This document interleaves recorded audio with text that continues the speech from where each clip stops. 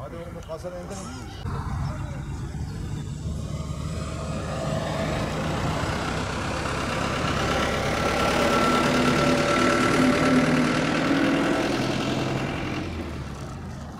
Bilindiği üzere Şanlıurfa-Suruç-Bilecik arasındaki D400 karayolunun tek şeritli olmasından dolayı birçok kazalar oluyor.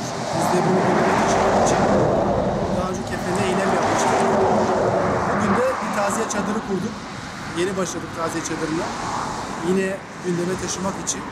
Bu yolda sürekli kazalar oluyor. Biz taziye çadırını daha yeni kurduk ve bugün de yeni bir kaza oldu. Bugün bakın tevafuk oldu. Arkamda görmüş oluyorsunuz. İşte bu tür görüntüler olmasın diye, bu tür kazalar olmasın diye bir an önce bu yolun duble yola dönmesi lazım. Hükümete çağrıda bulunuyoruz. Lütfen bu yol için bir an önce ödenek çıkarın ve bu yol kadar yoğun bir trafiğe sahip olup tek şeritli olan Türkiye'de ikinci bir yol bilmiyoruz. Lütfen bütün yetkililere çağrıda bulunuyoruz. Lütfen diyoruz. Burada kaza geçiren bütün aileler adına sesleniyoruz. En azından bundan sonra canlarımızı kaybetmeyelim ve bir an önce buradaki yol genişletme çalışmaları yapılsın diye çağrıda bulunuyoruz.